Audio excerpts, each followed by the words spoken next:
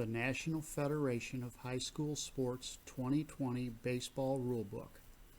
Rule 1. Players, Field, and Equipment. Section 1. Position of Players. Article 1. In high school baseball, each team is permitted 7 turns at bat, during which it attempts to score runs by having its batters become base runners who will advance and touch first, second, third, and home plate. The team in the field attempts to end each turn at bat of the opponent by causing 3 of its batters or base runners to be out. Each of the 2 teams consists of at least 9 players throughout the game, one of whom must be designated captain. Article 2. The captain and head coach represent the team in communications with the umpires. The captain and its head coach's duties shall include providing the umpire-in-chief with his team's lineup card, which shall include the name, shirt number, position, and batting order of each starting player. The name, shirt number of each eligible substitute should also be listed, and informing all players as to special ground rules as announced by the umpire-in-chief. Lineups become official after they have been exchanged, verified, then accepted by the umpire during the pre-game conference. The umpire shall not accept the lineup card until all substitutes are listed. There is no penalty assessed. Article 3. A player is designated on the lineup card and in the scorebook by name, shirt number, batting order, position, and fielding position. A customary arrangement of fielders is shown in Diagram 1. At the time of the pitch, all fielders shall be in fair ground except the catcher, who shall be in the catcher's box. A fielder is in fair ground when at least 1 foot is touching fair ground. Penalty, illegal pitch. Article 5. A player may change to a different fielding position at any time except that a pitcher, after being listed as such on the official lineup card handed to the umpire, cannot change until conditions of 3-1-1 and 3-1-2 are met. Changes should be reported to the umpire-in-chief and scorekeeper. Section 2. The field. A diamond, or infield, shall be 90 foot square. When measuring the distance to first base and third base, measure from the apex of home plate to the back edge of the base. The outfield is the area between the 2 foul lines formed by the extending 2 sides of the diamond, as in Diagram 2. The infield and outfield, including the boundary marks from home plate to first and third and their extended foul lines, are fair ground. All other area is foul ground. Article 2. All lines on the playing field shall be marked with a material which is not injurious to eyes or skin. All non-permanent lines should be white. Lime or caustic material of any kind is prohibited. Article 3.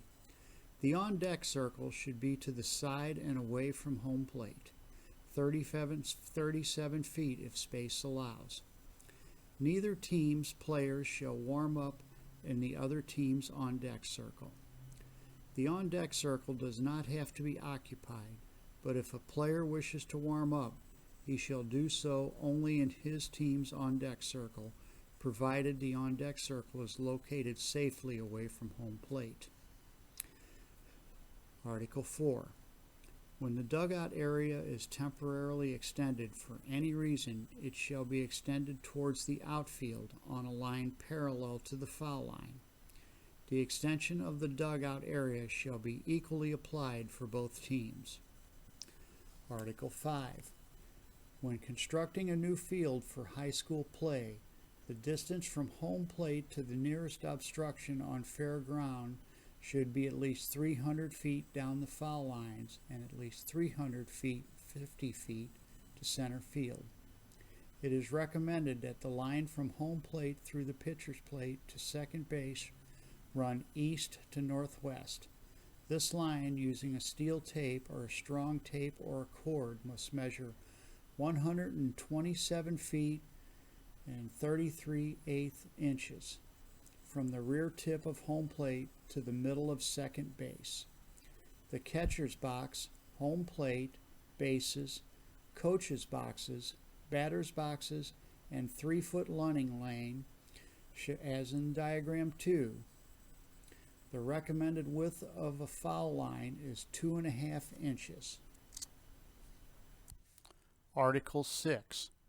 On a sodded field, an unsodded area, commonly referred to as the pitcher's mound, should have a radius of about 9 feet, centered 1.5 feet in front of the midpoint of the front edge of the pitcher's plate. The top of the pitcher's plate must be 10 inches above the top surface of home plate. Inside the circle, a pitcher's mound should be constructed according to the specifications shown in the diagram. The degree of slope from the point 6 inches in front of the pitcher's plate to a point 6 feet towards home plate shall be 1 inch to 1 foot, and such degree of slope shall be uniform. The pitching mound is an 18-foot diameter circle, the center of which is 59 feet from the back point of home plate. Locate the front edge of the rubber 18 inches behind the center of the mound.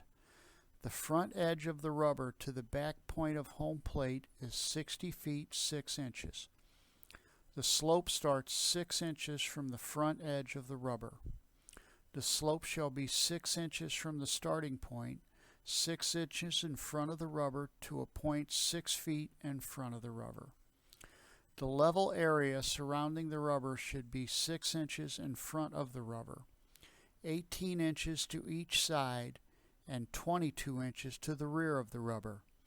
The total level area is 5 feet by 34 inches. Article 7.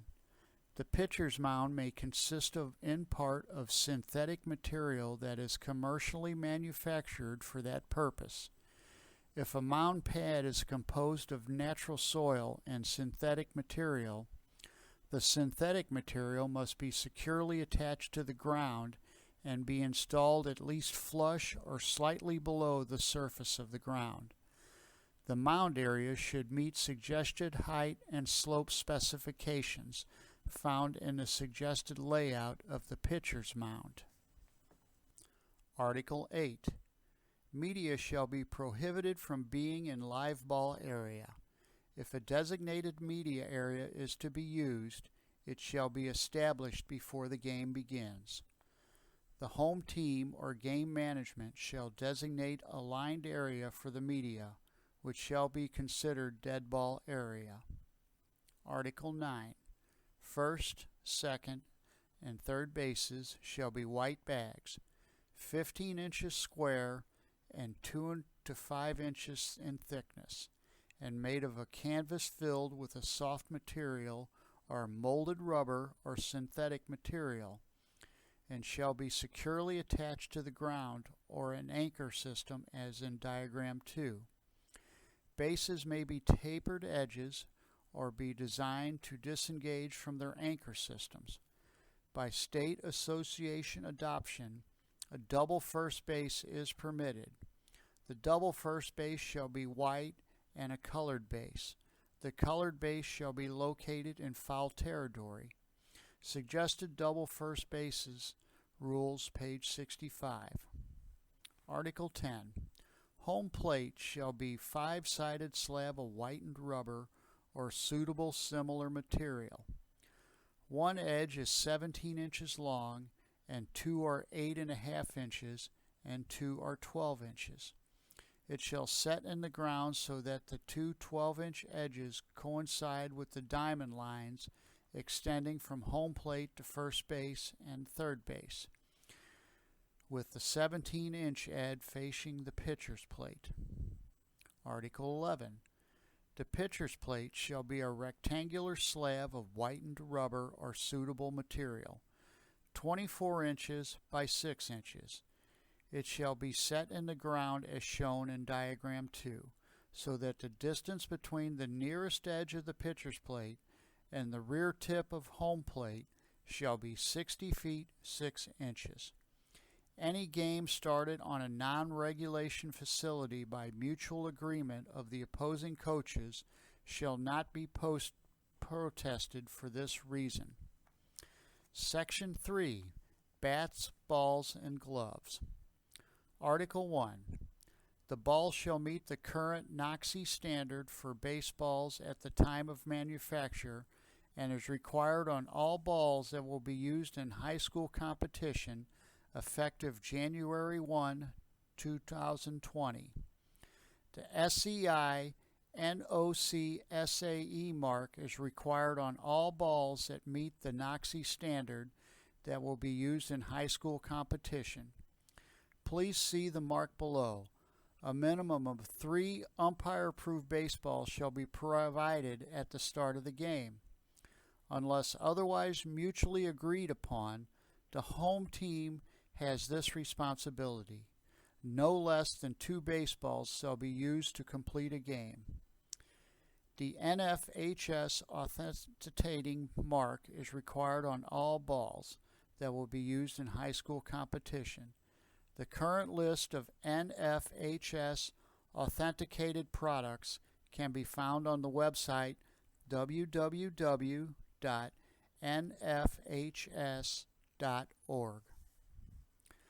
Article 2.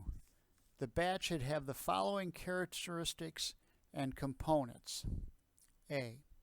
Each legal wood, aluminum, or composite bat shall be one piece, multi-pieces, and permanently assembled, or 2 pieces with interchangeable barrel construction. Not have exposed attachments, rivets, pins, rough or sharp edges, or any form of exterior fastener that would present a potential hazard. 3. Be free of rattles, dents, burrs, cracks, and sharp edges. Bats that are broken, altered, or that deface the ball are illegal. Materials inside the bat are treatments, devices used to alter the bat's specifications and/or enhance performance are prohibited and render the bat illegal. B. Each legal wood, aluminum, or composite bat shall have the following components. 1. Knob. The bat knob shall protrude from the handle. The knob may be molded, lathed, welded, or permanently fastened. Wrappings are permitted except those that cause the knob to become flush with the handle. One-piece rubber knob and bat grip combination is illegal. 2. Handle.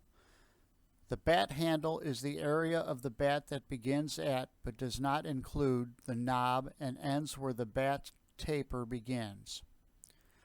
3. Barrel. The barrel is the area intended for contact with a pitched ball. The barrel shall be round, cylindrically symmetric, with a smooth contour. The barrel may be aluminum, wood, or composite, made of 2 or more materials. The type of bat, wood, aluminum, or composite, shall be determined by the composition of the barrel. 4. Taper. The taper is an optional transition area which connects the narrower handle to the wider barrel portion of the bat. Its length and material may vary, but may not extend more than 18 inches from the base of the knob. 5. End cap. The end cap is made of rubber, vinyl, plastic, or other approved material. It shall be firmly secured and permanently affixed to the end of the bat so that it cannot be removed by anyone other than the manufacturer without causing damage or destroying it. By definition, one-piece bat construction bat does not have an end cap. C. Each bat not made of a single piece of wood shall 1. Have a safety grip made of cork, tape, no smooth plastic tape, or commercially manufactured composition material. The grip must extend a minimum of 10 inches, but not more than 18 inches, from the base of the knob. Slippery tape or similar material shall be prohibited. Resin, pine tar, or any drying agent to enhance the hold are permitted only on the grip. Molded grips are illegal. 2. Be 2 5/8 or less in diameter at the thickest part and 36 inches or less in length. 3. Not weigh numerically more than 3 ounces less than the length of the bat. A 33-inch bat long cannot weigh less than 30 ounces. D. Bats that are not made of single piece of wood shall meet the batted ball coefficient of restitution BB Corps performance standards, and such bats shall be labeled with a silkscreen or other permanent certification mark. No BB Corps label, sticker, or decal will be accepted on any non-wood bat. The certification mark shall be rectangular, a minimum of 1 inch on each side, and located on the barrel of the bat in any contrasting color to read BB Corps .50. Note: the NFHS has been advised that certain manufacturers consider alterations, modification, and doctoring of their bats to be unlawful and subject to civil and, under certain circumstances, criminal action. Article 3. A bat made of a single piece of wood may be roughened or wound with tape not more than 18 inches from the handle end of the bat. No foreign substance may be added to the surface of the bat beyond 18 inches from the end of the handle. Each bat made of a single piece of wood shall be A. 2 3/4 inches or less in diameter at the thickest part, B. 36 inches or less in length. Article 4. Only bats may be used in the warming up, including weighted bats used for this purpose at any location. Only bats and items designed to remain part of the bat, such as weighted bats, batting donuts, and wind-resistant devices, legal at any location. Article 5. Bats that are altered from the manufacturer's original design and production or that do not meet rule specifications are illegal. No artificial or intentional means shall be used to control the temperature of the bat. No foreign substance may be inserted into the bat. Bats that are broken, cracked, dented, or that deface the ball shall be removed without penalty. A bat that continually discolors the ball may be removed from the game with no penalty at the discretion of the umpire. Article 6. Gloves, mitts made of leather shall be worn by all fielders and not be altered to create an adhesive, sticky, and/or tacky surface. The glove worn by the catcher shall be any size. The glove mitt worn by the pitcher that includes colors white and/or gray shall be removed from the game upon discovery by either team and/or umpire. The glove mitt worn by all fielders except the catcher shall conform to the following maximum specifications found in Diagram 4. A. Height, measured from the bottom edge of the heel straight up across the center of the palm to a line even with the highest point of the glove, 14 inches. Width of palm measured from the bottom edge of the webbing farthest from the thumb in a horizontal line to the outside of the little finger edge of the glove mitt, 8 inches. C. Webbing measured across the top end or along any line parallel to the top, 5 3/4 inches. Article 7. Loose equipment, such as gloves, bats, helmets, or catcher's gear of either team may not be on or near the field. Penalty. If loose equipment interferes with play, the umpire may call an out, award bases, or return runners based on his judgment and the circumstances concerning the play. Section 4. Uniforms. Article 1. Uniforms of all team members should be of the same color and style. Caps and shoes are required equipment. No track spikes allowed. When a player is required to wear a head protector, it replaces the cap as mandatory equipment. Article 2. For individual players, uniform sleeve lengths may vary.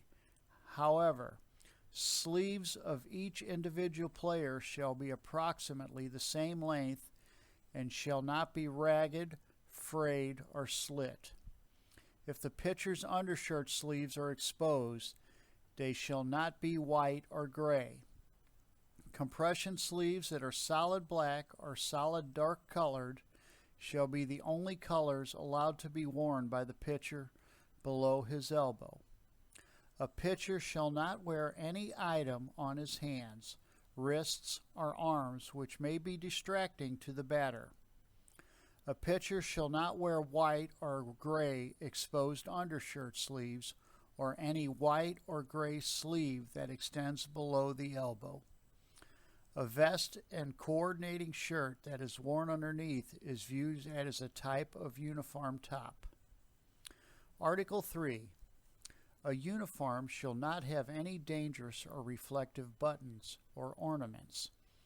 Each player shall be numbered on the back of his shirt with a plain number of solid color contrasting with the color of the shirt.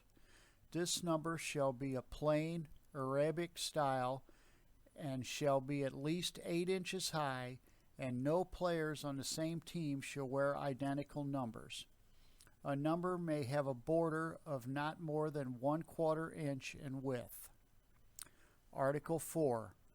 The school's official uniform, including pants, jersey, visible undergarments, socks, stockings, cap, and headwear, may bear only a visible single manufacturer's logo, partial or whole, or trademark. A manufacturer's logo trademark shall not exceed 2 3/4 square inches, with no dimension exceeding 2 1/4 inches. No more than one manufacturer's logo trademark or reference shall be permitted on the outside of the item. The same restrictions shall apply to either the manufacturer's logo, trademark, or reference. One American flag, 2 inches by 3 inches, may be worn or occupy space on each team item of the uniform apparel. By state associated adoption, to allow for special occasions, commemorative or memorial patches that will be uniformly placed, not to exceed 4 inches, to be worn on jerseys in the appropriate and dignified manner without compromising the integrity of the uniform. Section 5. Player equipment. It is mandatory for on-deck batters, runners, retired runners, players, students in the coaches' boxes, as well as non-adult bat and ball shaggers to wear a batting helmet that has a non-glare, not mirror-like surface and meets the NFHS standard at the time of manufacture. The batting helmet shall have extended ear flaps that cover both ears and temples and also display the NFHS stamp and the exterior warning statement. The warning statement may be affixed to the helmet in sticker form, or it may be embossed at the time of manufacture. A violation by a non-adult bat-ball shagger shall result in a warning to the coach of the team and to the individual. A subsequent violation may result in the individual not being allowed on the field. Penalty. When an umpire observes anyone who is required to wear a batting helmet deliberately remove his batting helmet while in live ball territory and the ball is lived, non-adult ball shaggers required to wear batting helmet in live ball area even if the ball is dead, the umpire shall issue a warning to the coach of the involved team. Unless the ball becomes dead without being touched by a fielder or, after being touched, goes directly to dead ball area, a subsequent violation of the rule shall result in an ejection. Article 2.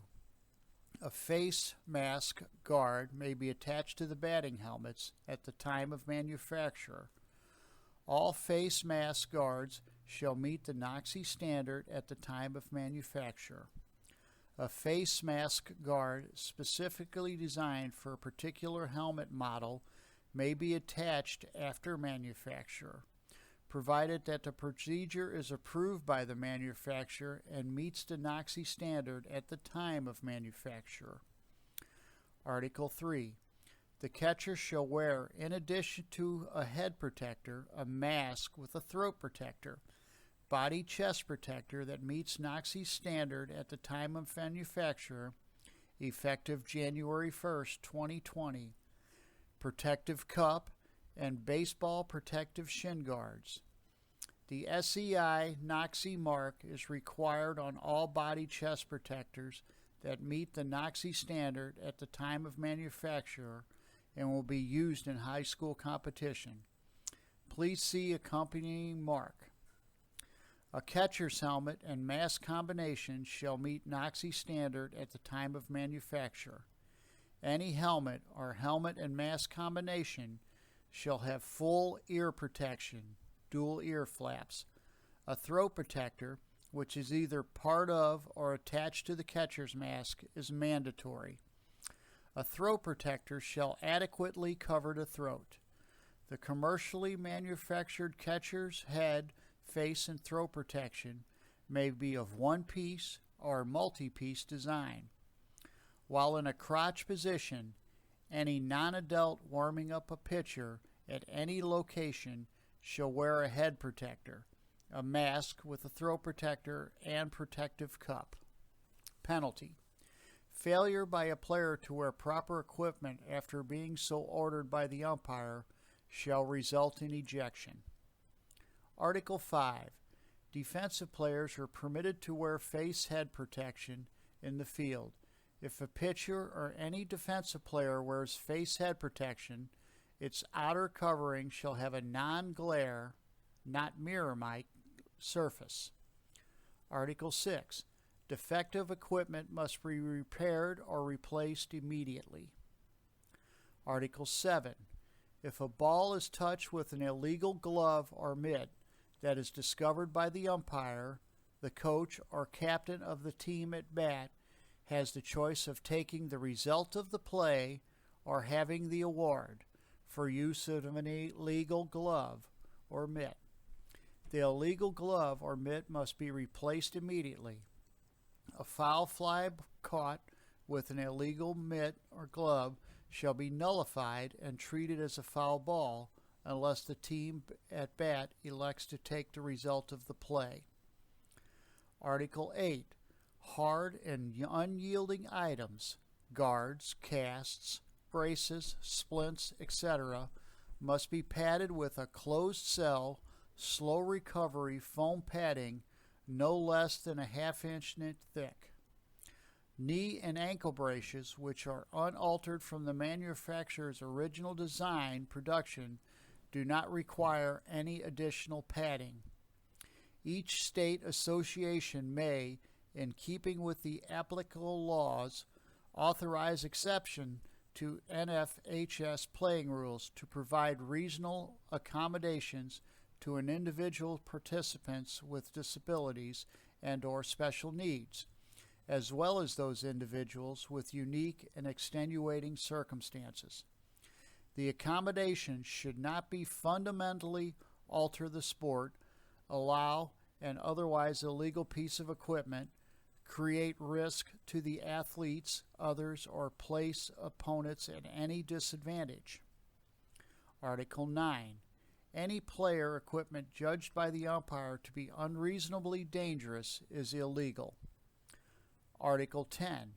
Any questions regarding the legality of a player's equipment shall be resolved by the umpire-in-chief. Article 11. Non-traditional playing equipment must be reviewed by the NFHS Baseball Rules Committee before it is permitted to be used. Article 12. Jewelry shall not be worn except for religious or medical medals. A religious medal may be taped and worn under the uniform. A medical alert must be taped and be visible. Casebook, Rule 1, Players, Field, and Equipment. Lineup cards. During the pregame conference, head coaches of Team A and Team B hand their lineup cards to the umpire-in-chief. Team A's starting players, as well as all eligible substitutes, are listed on the lineup card properly, but Team B's lineup card lists only the starting players. During the first inning, Team B wishes to pinch hit with a substitute who is not listed on a lineup card. Pause. Ruling. The name and shirt number of each eligible substitute shall be listed. The plate umpire accepts Team B's lineup card, but encourages the head coach to list the eligible substitutes. Later, if Team B wishes to substitute a player who was not listed on the lineup card, it may do so without penalty. Situation B. Team A's JV team has returned to join the varsity team during the 6th inning of a varsity game. A member of Team A's JV team attempts to enter the game as a pinch runner, but Team B's coach notices that Team A's JV player was not listed on the starting lineup card and argues he should not be entered the game. Pause. Ruling. There is no penalty if the names are not listed on the lineup card. However, it is suggested that all players who might possibly enter the game be listed with their proper names and shirt numbers. Situation C. Team A's head coach in the 3rd inning wants to substitute a player who is not on the original lineup card. Pause. Ruling. There is no penalty if a coach wants to substitute a player whose name was not listed as a substitute on the lineup card. However, to help improve the pace of the game, all known substitutes with their name and shirt number shall be listed on the lineup cards submitted at the pregame conference. Situation F. F4 Brown is listed in the batting order as wearing uniform number 4, is wearing number 21. After reaching base in the 3rd inning, defensive coach appeals to the umpire that Brown is batting out of order. Pause. Ruling. While Brown is in technical violation of the rule that requires that the player's name, shirt number, and position be on the lineup card, there is no penalty, since the batting out of order rule requires that only the name be in the proper order. If the number was correct but the player's batting was not Brown, the batting out of order penalty would be imposed. Listing of both numbers and positions provides easier record keeping for scorekeepers and umpires. The field. Situation. A. F9 cuts in behind R1 for a throw from F1, who is in contact with the pitcher's plate, and receives a pickoff throw in foul territory. Or B. F3 has 1 foot in foul territory when he receives a pickoff throw. Or C. F3 is in contact with the base, has 1 foot in foul territory as the throw is received. Pause. Ruling. Legal in A, B, and C. In A, since F1 has not committed himself to pitch to the batter, the play is legal. In A, B, and C, F3 is permitted to have a foot in foul territory even at the time of the pitch. Comment. Rule 114 requires all defensive players except the catcher be in fair territory at the time of the pitch.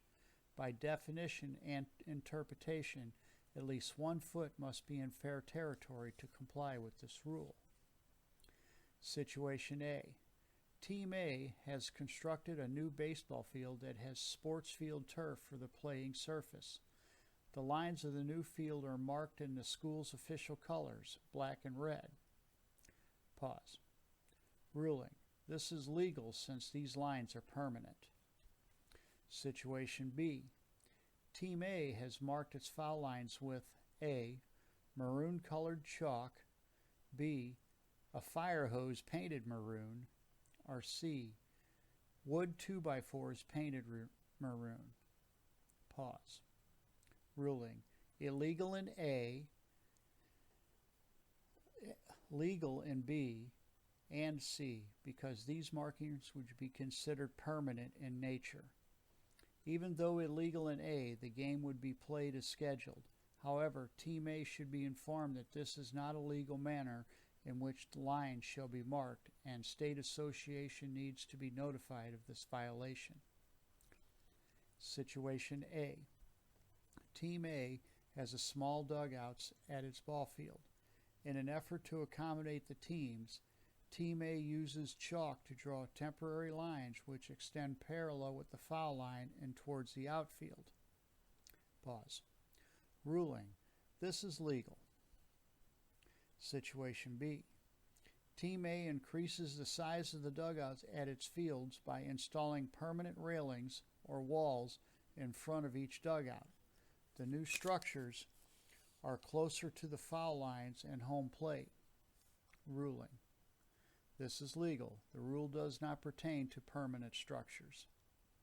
Situation C. Team A extends its dugout parallel to the foul line and towards the outfield, but does not do the same for the visitor's dugout. Pause. Ruling. This is illegal. The expansion of the dugout must be equally applied. If Team A is unable to extend the visitor's dugout, it cannot extend its own. Situation D. In constructing new dugouts, the home team extends both facilities equal distance down the foul lines towards the outfield. Pause. Ruling. This is appropriate. The home team's coach purchases a commercially manufactured pitcher's mound pad for his field. The visiting team's coach protests the game because his pitchers are not accustomed to pitching on an artificial surface. Pause. Ruling. The mound is legal if it meets the specifications under the rule. The protest would be invalid. Media area. Situation A. During the game, a photographer positions himself in foul territory beyond first base to take pictures. The umpire tells him he must return to dead ball territory. The photographer says that he would prefer that the umpire designate an area in live ball territory for him to shoot. Pause. Ruling. If an area has not been established for the media prior to the game, then the media should not be permitted on the field in live ball area. A dead ball area shall not be established once the game begins. The responsibility for the media dead ball area is on the home team or game management. Comment. If, in the judgment of the umpire, the designated media area is not safely located or could be involved in play too much, the umpire has the authority to prohibit the use of the designated media area. Situation B. Designated media areas are determined and properly chalked before the game. During the game, A. A thrown or batted ball touches or lands in the occupied designated area. Or B. A thrown ball passes through the designated media area in flight. C. A fielder outside the designated media area reaches over the plane of the designated media area to catch an overthrow or a foul fly ball. Pause. Ruling. In A, the ball is dead immediately. The designated media area is dead ball area, even though it may not be occupied. Therefore, it is recommended that designated media areas be located in an area least likely to affect play. In B, the ball remains live. In C, a fielder may reach into the designated media area or break the plane of the designated media area to field the ball, provided the ball has not touched the designated media area or anything inside the designated media area. Double first base. Situation A. With R1 on first base and B2 hits a fair ball to F8, B2, in rounding a double first base, A touches the colored part and continues to second. B touches the white part of the base and continues to second. Or C cannot make it to second safely and returns to touching the colored part of the base. Pause. Ruling. Legal in A and B. In C, the batter is out if tagged by the defense before getting to the white part of the bag. The colored base should be used on the initial contact with the base. Comment. In B, B2 is allowed to touch the white side of the base as long as the runner does not interfere with the fielder at first base. Situation B. During the pregame conference, the coach of the home team informs the umpire that a double first base is going to be used. The coach of the opposing team objects. Pause. Ruling. A double first base is legal only by state association adoption. If the state association has adopted the double first base, it may be used. Field equipment. Prior to the game, coach of Team B notices that A, the pitching mound is not regulation, or B, there is some obstruction on fair ground 200 feet from home plate, or C, all base bags and our home plate are non-regulation.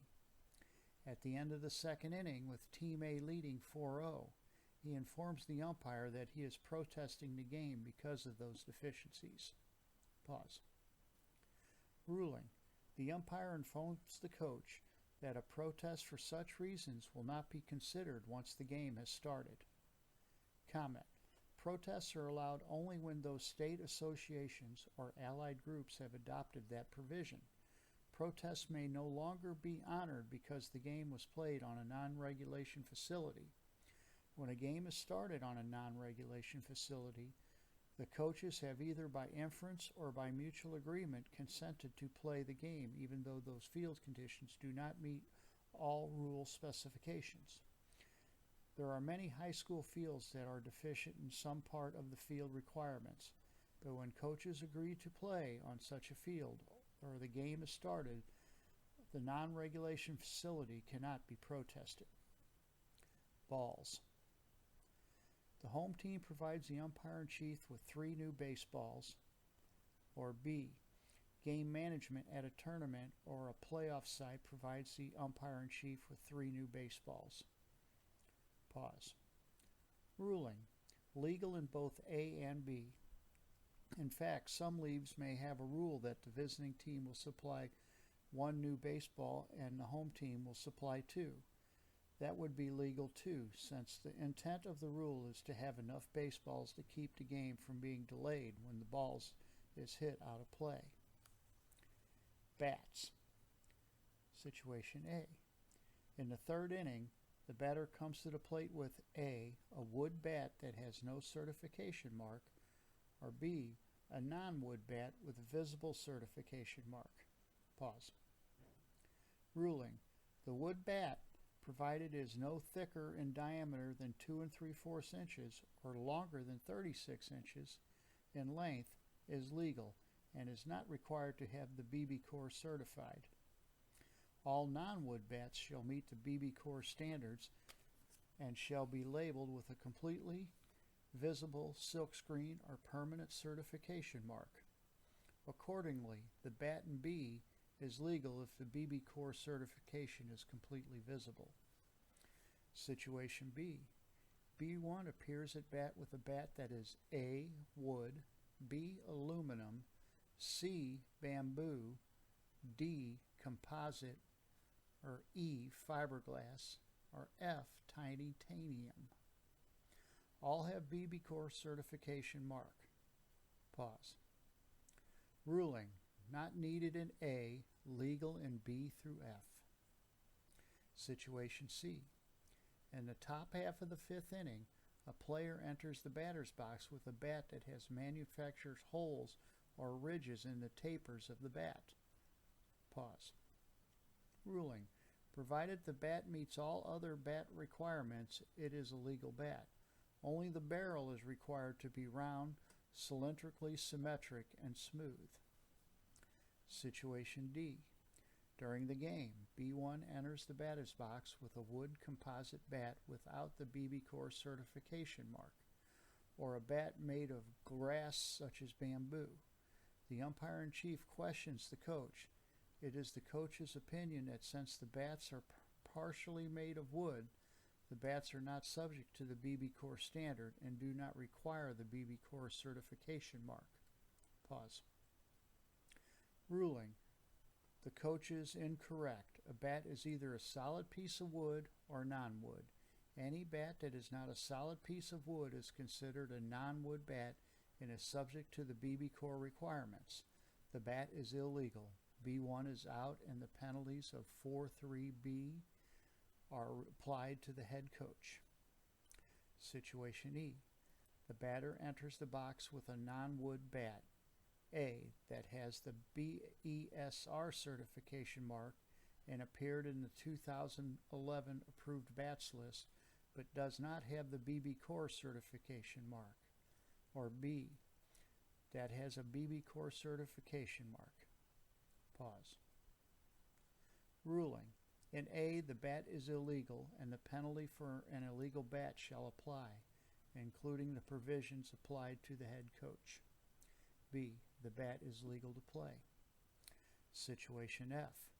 A batter enters the box with a non-wood bat that has a post-production sticker labeling it as BB Corps certified. Pause. Ruling. The bat is illegal since BB Corps post-production labels, stickers, or decals are not allowed. The batter is out and the penalties are applied to the head coach. G.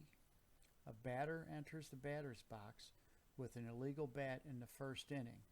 The umpire detects the illegal bat. In the third inning, another player from the same team enters the box with an illegal bat and it is detected. In the fifth inning, a third player from the same team enters the batter's box with an illegal bat and it is detected. Pause. Ruling. For the offense in the first inning, the batter is out and the head coach is restricted to the dugout. For the offense in the third inning, the batter is out and the head coach is ejected. For the offense in the fifth inning, the batter is out and the person who is now acting as head coach is also ejected. Situation. Team A is using a donut on a legal bat as a warm-up device for the on-deck batters. The umpire notices the donut fly off the barrel of the bat. The inside layer of the donut may have been chipped away, making the device unsafe and illegal. Many devices that attach to bats are legal when new, but may become non-compliant due to the excessive wear or damage. Pause. Ruling. The device shall be declared illegal in its present state. Situation A. The umpire notices that B1 has a tacky substitute. Situation A. The umpire notices that B1's bat has a tacky substance extending beyond the 18-inch limit, A, before he steps into the batter's box, or B, after he hits a long foul ball. Pause. Ruling. In A, B1 may obtain a legal bat without penalty. In B, B1 would be declared out for using a legal bat and the penalties are applied to the head coach. B. With a runner on first and one out, the batter enters the batter's box with a non-wood bat that is 2 3/4 inches in diameter. Pause. Ruling. The bat is illegal. The batter is declared out.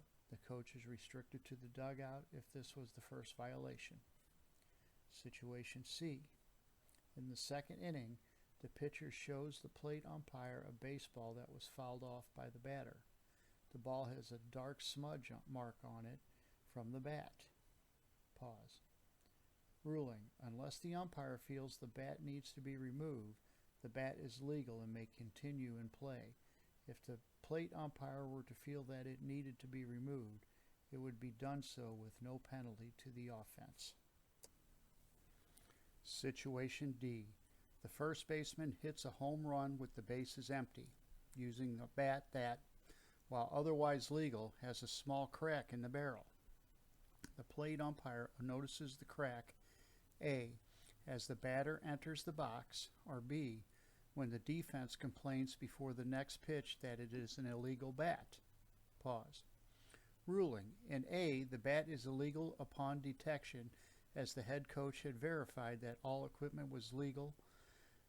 The first baseman is declared out and penalties are applied to the head coach. In B, the home run stands.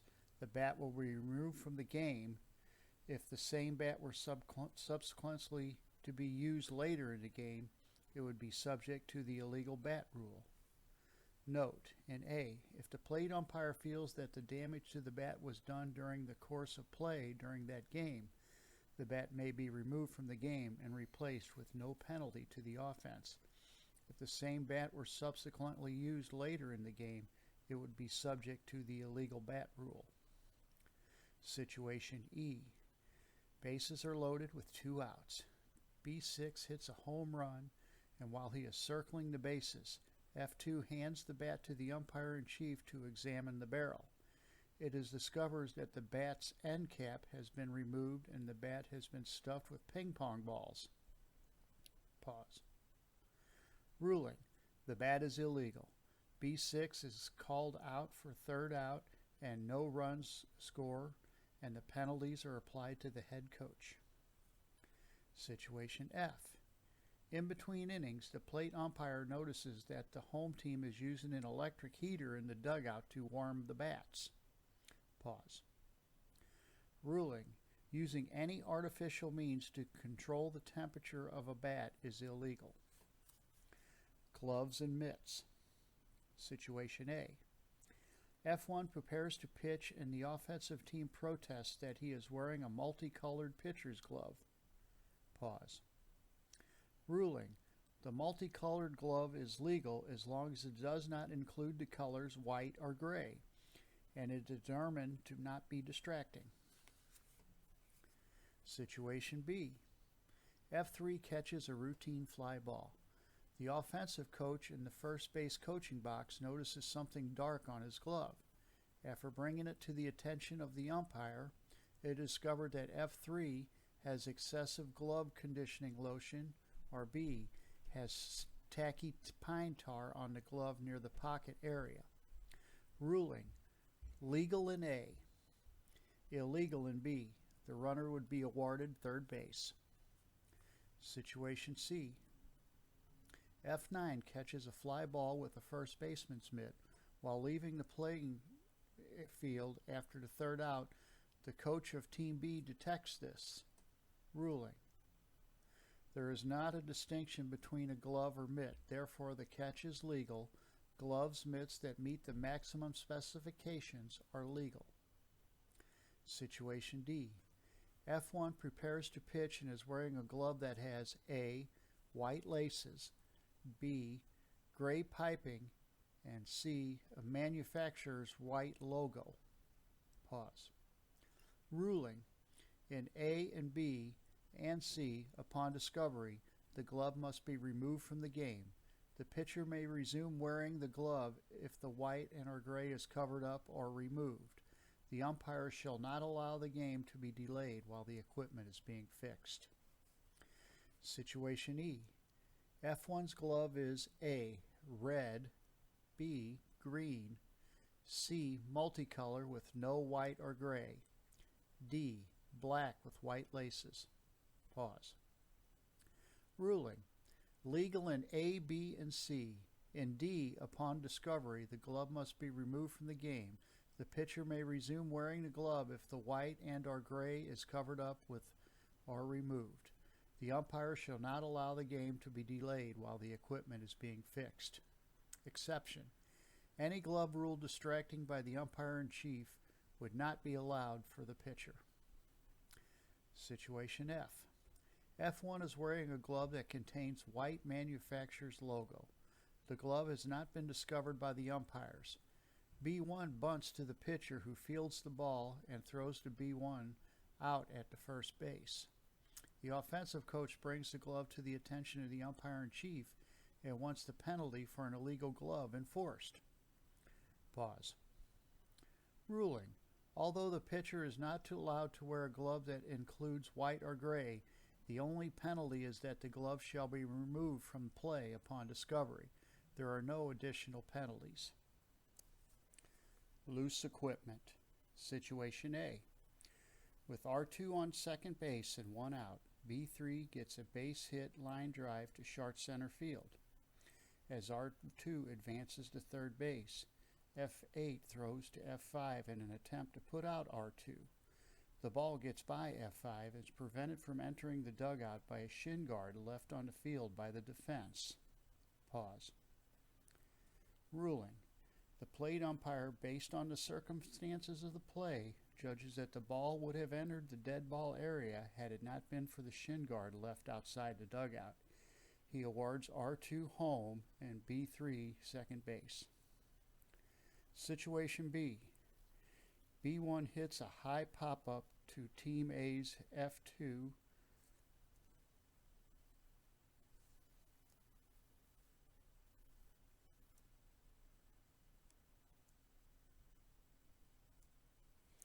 Situation B. B1 hits a high pop-up and Team A's F2 stumbles over some batting helmets near Team B's dugout and misplays the ball, and it becomes foul. Pause. Ruling: the umpire may award the out, may award bases, or may return runners of Team B's because of Team B's loose equipment near the dugout. Umpires are expected to enforce this rule for equipment that should not be in live ball area. An example would be bats or helmets of defensive team near a dugout, or catcher's equipment or gloves of the offensive team near the dugout. Uniforms. Situation A. Team A wears a new vest-type jersey. The school's colors are red and white. Its road uniform top is red with white undershirt. The pitcher is wearing this uniform. A. The sleeve of the white shirt does not extend beyond the elbow. Or B. He is wearing a long-sleeved white compression shirt that extends beyond the elbow. Pause. Ruling: legal in A, illegal in B. Situation B. Team A wears its gray road traditional sleeve jerseys. The sleeves of the jerseys extend beyond the pitcher's elbow. Pause. Ruling: this is an illegal jersey for the pitcher. Situation A. In A, the coach and or player's coach wears a jacket while in the coach's box. B. Players other than the pitcher request to wear jackets over their uniforms while on base. Pause. Ruling: legal in A, illegal in B. If players other than the pitchers request a jacket while running the bases, the request shall be denied. Jackets are also prohibited on defense. Situation B. A team's uniforms have commercial advertising on them. Pause. Ruling: there is no NFHS rule prohibiting advertising on uniforms. State associations may have rules that do not prohibit advertising on uniforms. Situation C. 5 team members are wearing a commemorative patch on their arms. 4 other players are wearing the same patch on their chests. Is this legal? Pause. Ruling: no. Patches must be placed and worn uniformly. Situation D. For the upcoming season, Team captains vote to dedicate this season in memory of two previous players. Two different patches are designed that meet NFHS specifications. Are these legal to be worn on uniforms? Pause. Ruling, yes, is approved by the state association. Situation E. Team A arrives at the field and the American flag has been sublimed on the entire uniform jersey. Pause. Ruling, the uniform is illegal. Comment.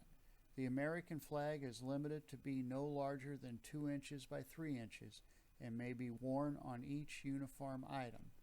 The game shall be played and a report from the official should be filed at the State Association office. Situation F. Team B has an American flag located above the number on their back of the jersey. The dimensions of the patch are 2 by 3 inches. Pause. Ruling. The uniform is legal. All uniforms must be compliant with Rule 1-4. Batting helmets. Situation A. In A, B1, upon reaching first base, adjusts his helmet by lifting it but not above the temples and replaces it. Or B, B1 doubles and upon reaching second, removes his helmet, tossing it above his head in celebration. Or C, the bat boy, without a helmet, leaves the dugout to retrieve a ball between home plate and the backstop. Pause. Ruling. In A, there is no violation because of the helmet was not considered to have been removed. In B, because the helmet was deliberately removed, the player is to be penalized as provided. In C, the bat boys and shaggers shall wear helmets when in live ball area, even if the ball is dead. After being warned, any subsequent violation could result in that individual not being allowed to be on the field. Situation B. In A, after hitting a home run, B4 removes his helmet upon touching second base. Or B, R3 scores and removes his helmet on the way to the dugout while R2 advances to third. Or C, R1 is called off for sliding into second, and as he leaves the field of play and continues, he removes his helmet. Pause. Ruling. In A, there is no penalty because the ball is dead. In B and C, the player who removes his helmet shall be ejected if a team warning has already been issued. Situation C. Between innings, the umpire notices that a player in the coach's box is not wearing a batting helmet. Ruling. The umpire shall have the player wear a batting helmet immediately. There is no penalty since the ball was dead. If the ball had been live, the umpire would have issued a team warning to the coach of the involved team member. Subsequent players who may violate the rule while the ball is in live shall be ejected. Situation D. B1 receives a balk. Not intentional. On his way to first base, he removes his helmet to give it to the on-deck batter. Pause. Ruling. This is a delayed dead ball situation. At the end of playing action, B1 and his coach are warned that subsequent violators shall be ejected. B1 is not declared out if the team warning previously had not been given. B1 would have been replaced by a legal substitute. Situation D. Player equipment. Situation. R1 is at first base and in outfield is shading to left field. After the pitch, F2 attempts to pick off R1, but overthrows F3. The ball rolls to the outfield fence after touching F9's glove. R1 is between first and second. R1 continues to third and attempts to score, but is thrown out on a throw by F9. Before the next pitch, F9's glove is determined to be illegal by the umpire. Pause. Ruling. The award for use of an illegal glove is 2 bases from the time the ball has touched the illegal glove.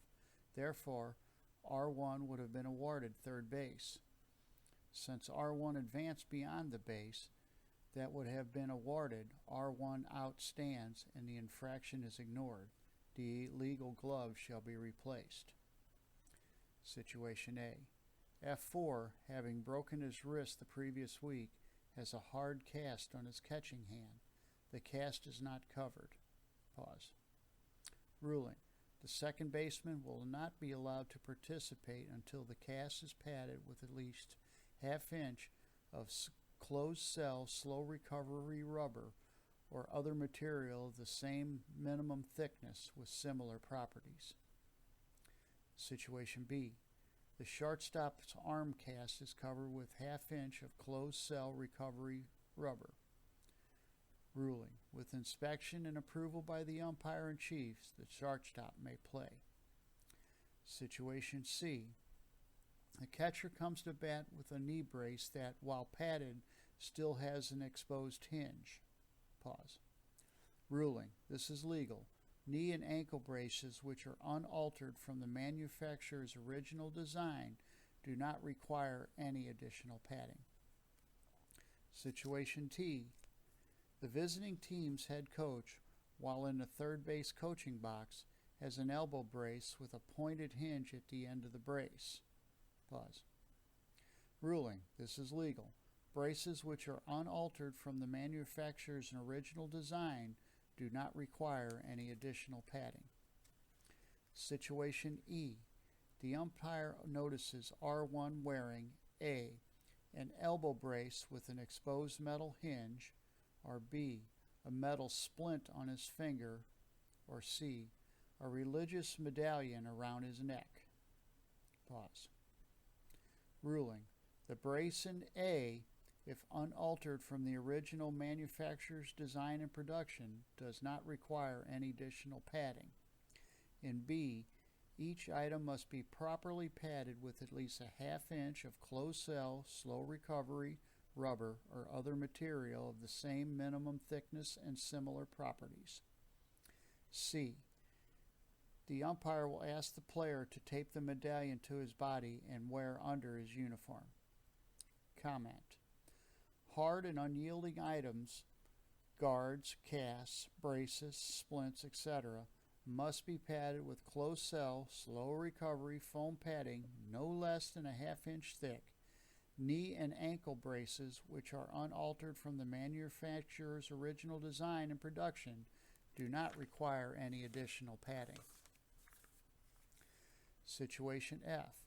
During the pregame meeting between both head coaches and the umpire, Team A's coach shows a letter from a local state association allowing one of its players with a fourth finger prosthesis to play.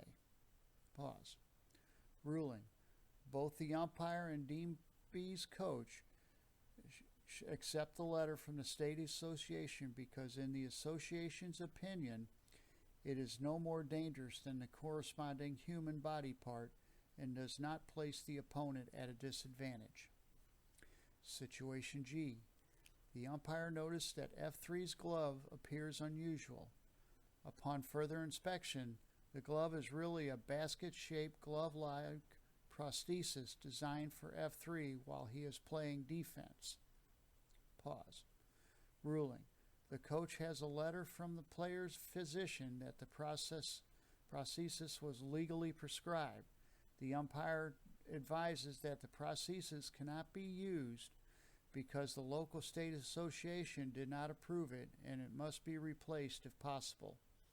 If the ball is touched with an illegal glove, the offensive team has the choice of taking the result of the play or having the award for use of an illegal glove or mitt. Situation H. Team A's coach inserts a substitute who is in a wheelchair to pinch hit. Pause. Ruling. Because this accommodation may heighten the risk to the substitute and other players, he should not be allowed to enter the game. Comment. These situations should be reviewed and approved by each state association. Jewelry. Situation A. The umpire observes F2 wearing a loose-fitting bracelet. Examination shows that the bracelet describes F2's diabetic condition. Ruling. The umpire will instruct F2 to have the bracelet securely taped to his wrist in such a way that it is visible but does not pose a potential risk to other players. Medical alert bracelets are not considered jewelry. Situation B. B1 is wearing a class ring. B1 tapes the ring so that it is no longer visible. Ruling. Illegal. Jewelry, even though taped, may not be worn. The umpire will instruct B1 that he must remove the ring or he will not be permitted to play.